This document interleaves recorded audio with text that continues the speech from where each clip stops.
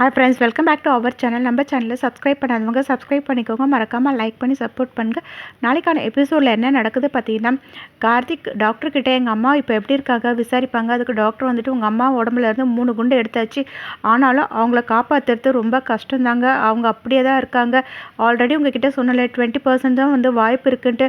அதுவும் இல்லாமல் நீங்கள் அவங்கள வீட்டுக்கு கூப்பிட்டு போகலாம், அவங்க எங்கே இருக்கிறதும் ஒன்று தான், வீட்டில் இருக்கிறதும் ஒன்று தான் அப்படின்வாங்க. அதை கேட்டால் கார்த்திக் வந்துட்டு நம்ம வேணா ஃபாரின் கூப்பிட்டு போய் ட்ரீட்மெண்ட் கொடுக்கலாமா அப்படின்வாங்க. அதுக்கு டாக்டர் ஃபாரின் வரையும் கூப்பிட்டு போகிறது ரொம்ப ரிஸ்க்கு, ஏன்னா அவங்களெல்லாம் நம்ம ஏர்லைன்ஸில் கூப்பிட்டு போகிறது ரொம்ப ரிஸ்க்காக இருக்கும் அப்படின்னு வந்து சொல்லிட்டு இருப்பாங்க. அதை கேட்ட கார்த்திக் வந்துட்டு சரி அம்மாவை காப்பாற்றுறதுக்கு வேறு என்னதான் வாய்ப்பு இருக்குது அப்படின்னு வந்து கேட்பாங்க. அதுக்கு டாக்டர் வந்து நம்ம வேணால் எக்மோ கருவி வந்து ட்ரை பண்ணி பார்க்கலாம், அதுலேயும் வந்து நம்ம காப்பாற்ற முடியும் சொல்ல முடியாது, நம்ம ஜஸ்ட் ட்ரை தான் பண்ண முடியும் அப்படின்னு வந்து சொல்லிட்டு இருப்பாங்க.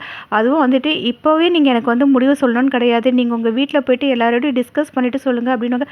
அதை கேட்டால் கார்த்திக் அப்படியே கண் கலங்கிட்டு வெளியே வருவாங்க. எல்லாருமே வந்துட்டு கார்த்திக் கிட்ட என்னாச்சு அப்படின்னு கேட்டுட்டு இருக்கும்போது தீபாவும் அங்கே வந்துருவாங்க. கார்த்திக் பார்த்தீங்கன்னா டாக்டர் சொன்னது எல்லாத்தையுமே சொல்லிட்டு இருப்பாங்க. அதை கேட்டு அருணாச்சலம் வந்துட்டு செம்மையாக அழ ஆரம்பிச்சிருவாங்க.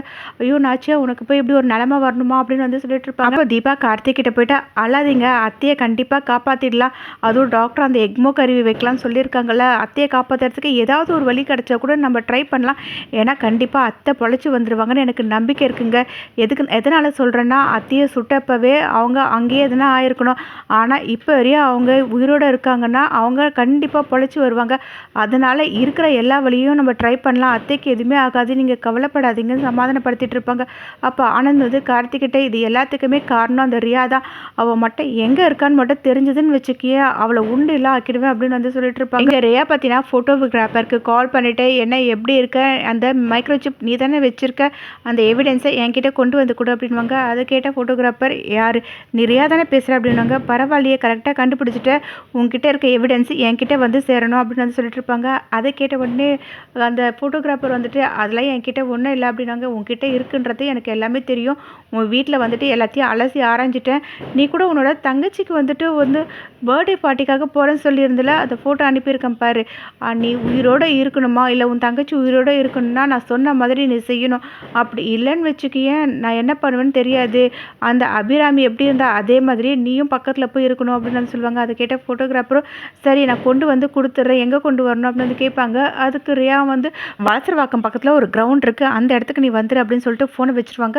அப்போது ஃபோட்டோகிராஃபர் வந்து மனசுக்குள்ளே நினச்சிப்பாங்க, இவன் நம்மளை மிரட்ட ஆரம்பிச்சிட்டா, இவளை சும்மாவே விடக்கூடாது, இவளை நம்ம மாட்டி விட்டாகணும் அப்படின்னு வந்து யோசிச்சுட்டு கார்த்திக்கு கால் பண்ணுவாங்க. அப்போ கார்த்திக்கும் ஃபோட்டோகிராஃபர்கிட்ட நீங்கள் எங்கெங்கே இருக்கீங்க, எதுக்காக நீங்கள் தலைமறைவாக இருக்கிறீங்க, உங்ககிட்ட தானே அந்த ரியா பற்றின வீடியோ இருக்குது, அதை கொண்டு வந்து கொடுத்தா தாங்க ரியாவுக்கு நம்ம தண்டனை வாங்கி கொடுக்க முடியும் அப்படின்னு வந்து சொல்லிட்டு இருப்பாங்க.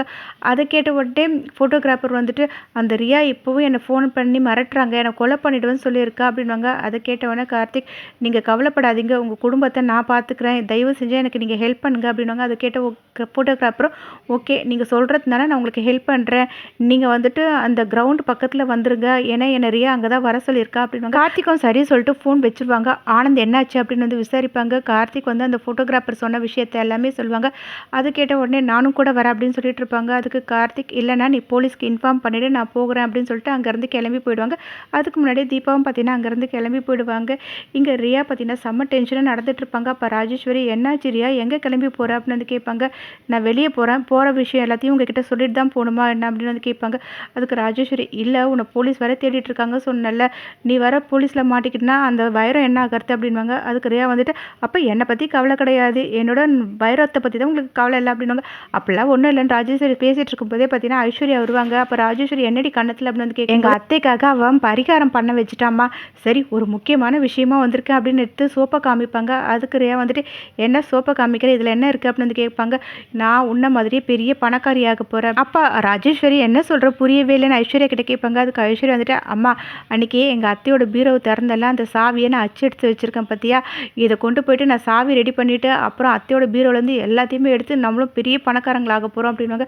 அது கேட்ட ரியா வந்துட்டு தேவையில்லாமல் ரிஸ்க் எடுக்காத, நீ ஏன் அந்த வீட்டுக்கு நான் ஒரு மருமகளாக இருந்துகிட்ருக்க, அப்புறம் நீ மாட்டிக்கிட்டேன்னு வச்சுக்கேன் தேவையில்லாமல் பிரச்சனை ஆகிடும், நீ ஒழுங்காக இருந்துக்கோ, எனக்கு என்னமோ நீ மாட்டிப்பேன்னு தோணுது அப்படின்வாங்க. அது கேட்ட ஐஸ்வர்யா, ஏன் நான் வந்து உன்ன மாதிரி பெரிய பணக்காரி ஆகக்கூடாதுன்னு நினைக்கிறேன் அப்படின்வாங்க. அதுக்கு ரியா வந்துட்டு, இந்த பார் திருட்டு சாவி செய்யறதுலாம் வந்து ஈஸி கிடையாது, ஒரு சாவி கொண்டு போயிட்டு சாவி செய்ய சொன்னால் ஓகே, ஆனால் இந்த மாதிரி அச்சுலாம் கொண்டு போயிட்டு யாருக்கிட்டனா கொடுத்து சாவி ரெடி பண்ணி தர சொன்னால் அது தேவையில்லாமல் போலீஸ் கேஸ் ஆகிடும், நீ மாட்டிப்ப, சரிவா எனக்கு தெரிஞ்ச ஒரு ஆள் இருக்காங்க, நான் வேணா அங்கே உன்னை கூப்பிட்டு போகிறேன்னு சொல்லிட்டு ஐஸ்வர்யா ரியா 2 பேருமே ஆட்டோவில் போயிட்டுருப்பாங்க. அப்போ ஐஸ்வர்யா ரொம்பவே சந்தோஷப்பட்டுட்டு, இதோட சாவியை மட்டும் ரெடி பண்ணிட்டேன்னு வச்சுக்கேன், நான் பெரிய பணக்காரி ஆகிடுவேன், என்னோட பணக்காரி ஆகணுன்றது ரொம்ப நாள் கனவு தெரியுமா அப்படின்னு சொல்லிட்டு இருப்பாங்க. அது கிட்ட ரியா வந்துட்டு, இப்போ நம்ம அங்கே போல் வேற ஒரு இடத்துக்கு போகிறோம் அப்படின்வாங்க. எங்கே போகிறோம் அப்படின்னு வந்து ஐஸ்வர்யா கேட்கும்போது ஃபோட்டோகிராஃபர் வர சொன்ன விஷயம் எல்லாத்தையுமே வந்துட்டு சொல்லிட்டு இருப்பாங்க. அதை கேட்ட ஐஸ்வர்யா வந்துட்டு, இதெல்லாம் தேவையில்லாத ரிஸ்க்கு, நான் எதுக்கு வந்துட்டு உனக்கு ஹெல்ப் பண்ணணும், என்னை வந்து போலீஸில் பிடிச்சிட்டா என்ன ஆகிறது, அதுக்கப்புறம் 15 வருஷம் வந்து ஜெயில் தண்டனை கொடுத்து அதுக்கப்புறம் நான் வயசாகி தான் வரணுமா, என்னோடய வாழ்க்கையை வாழ முடியாதா அப்படின்னு வந்து கேட்பாங்க.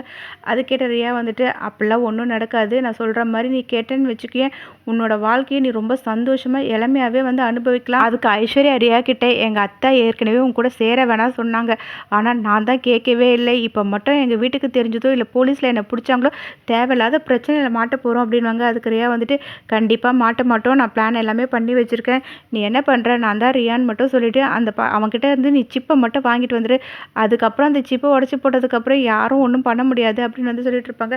அதை கேட்ட ஐஸ்வர்யாவும் ஓகே சொல்லிட்டு இருப்பாங்க. இங்கே பார்த்தீங்கன்னா கார்த்திக் வந்துட்டு இருப்பாங்க. இங்கே ரியாவும் ஃபோட்டோகிராஃபருக்கு கால் பண்ணிவிட்டு, நீ எங்கே இருக்க, வந்துட்டியா, நாங்கள் வந்துட்டுருக்கோம் அப்படின்வாங்க. அதுக்கு ஃபோட்டோகிராஃபர், நான் அந்த கிரவுண்டில் தான் வெயிட் பண்ணிகிட்ருக்கேன் அப்படின்னு சொல்லிட்டு ஃபோனை வச்சுட்டு பார்த்தீங்கன்னா கார்த்திக்கு கால் பண்ணிட்டு, சார் அவங்க வந்துட்டுருக்காங்களா, நீங்கள் வாங்க அப்படின்னு வந்து சொல்லிடுவாங்க.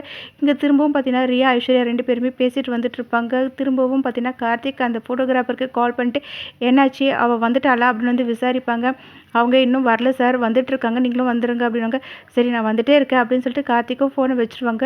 கரெக்டாக பார்த்தீங்கன்னா இந்த இடத்துக்கு ரியா ஐஸ்வர்யா 2 பேருமே ஆட்டோவில் வந்து இறங்குவாங்க. ரியா ஐஸ்வர்யா கிட்ட, நீ என்ன பண்ணுற, அந்த ஃபோட்டோகிராஃபர் கிட்ட போயிட்டு நான் தான் ரியான்னு சொல்லிட்டு அந்த சிப்பை வாங்கிட்டு வந்துடு அப்படின்வாங்க. அதுக்கு ஐஸ்வர்யா வந்துட்டு, இல்லை நான் வந்து ரியா இல்லைன்னு அவனுக்கு தெரிஞ்சதுன்னா என்ன ஆகும் அப்படின்னு வந்து கேட்பாங்க. அதுக்கு தான் மூஞ்சில் வந்து முகமூடி போட்டிருக்கோம்ல, அவன் கண்டுபிடிக்க மாட்டான் அப்படின்னு வந்து சொல்லுவாங்க. ஐஸ்வர்யாவும் சரி அந்த சோப்பை என்கிட்ட கொடு அப்படின்னு வந்து கேட்பாங்க. அதுக்கு ரியா வந்துட்டு, நீ போயிட்டு வா அப்புறமா தரேன் அப்படின்வாங்க. ஐஸ்வர்யாவும் பார்த்தீங்கன்னா அவசர அவசரமாக அந்த இடத்துக்கு போவாங்க. போயிட்டு சிப்பை கொடு அப்படின்னு அந்த ஃபோட்டோகிராஃபர் கிட்ட கேட்பாங்க. ஃபோட்டோகிராஃபரும், உங்களுக்காக தான் மேடம் நான் வெயிட் பண்ணிட்டு இருந்தேன் அப்படின்னு சொல்லிட்டு அந்த சிப்பை எடுக்கிற மாதிரி ஒரு கயிறு எடுத்து ஐஸ்வர்யாவை கட்டி போட்டுருவாங்க. இதை பார்த்து ரியா வந்துட்டு, இதை நம்ம கொஞ்சம் கூட எதிர்பார்க்கவே இல்லை, இவன் நம்மளை விட வேறு மாதிரி ஒரு பிளான் பண்ணியிருக்கானே அப்படின்னு பார்த்துட்டு இருப்பாங்க. கார்த்திக்கும் பார்த்தீங்கன்னா அந்த இடத்துக்கு வந்துருவாங்க. இப்படி இந்த எபிசோட் எண்டாக்கும். நெக்ஸ்ட் எபிசோடில் என்ன நடக்கு தெரிஞ்சுக்க நம்ம சேனல் லைக் பண்ணுங்க, ஷேர் பண்ணுங்க, மறக்காமல் சப்ஸ்கிரைப் பண்ணிக்கோங்க. தேங்க்யூ.